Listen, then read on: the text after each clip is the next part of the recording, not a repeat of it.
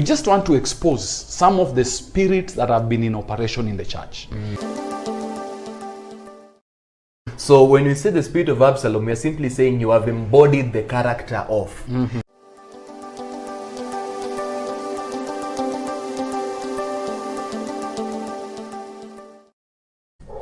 Yeah, if you're joining us, yes, we are just in handling the spirits that are in operation today, and we're handling the spirit of Absalom.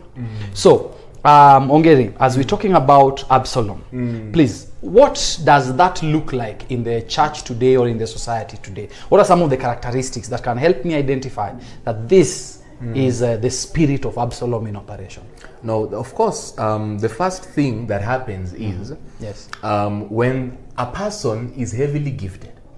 Wow. Heavily gifted, that is the point, heavily gifted.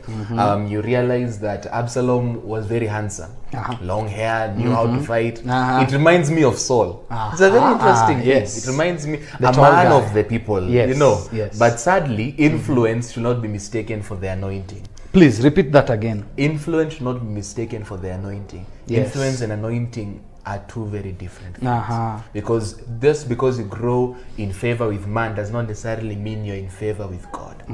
Yes. And another thing is that when you speak of the spirit of Absalom, is that the person seeks to overthrow authority, but doesn't just overthrow authority violently, but in a very cheeky manner, because now he's backed up by the people. So he gains influence. He gets favor with the people, and that's another thing that takes place. And then the third thing is that he has no respect for authority. No respect whatsoever for authority, no matter what that authority looks like, because Absalom is fighting not just against the king, but against his own father. Yes. So you're saying when a gifted person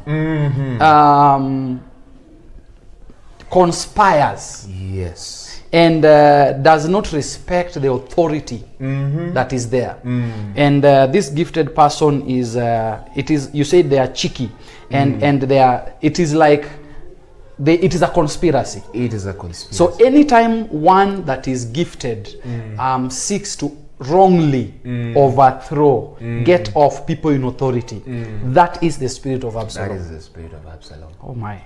And something else, no respect for authority. Something about Absalom that was really disgusting is he was advised by one of the advisors to sleep with his own father's concubines. Yes, on the rooftop. Yes. He will always seek to portray the authority he claims to have.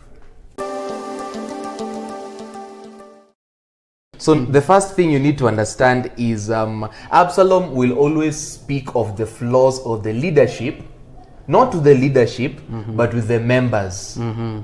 So speaking of the flaws of the leadership, yes, to the members. To the members. Not to the leadership. Not to the leadership, but to the members. Why? Because if the members see these mistakes, another thing they will think of is then they need to be overthrown. Right? And then he is there and he presents himself as a person who is capable, or rather worthy, of hosting, of having that position of leadership. Why? Because he believes he's the solution to the problem.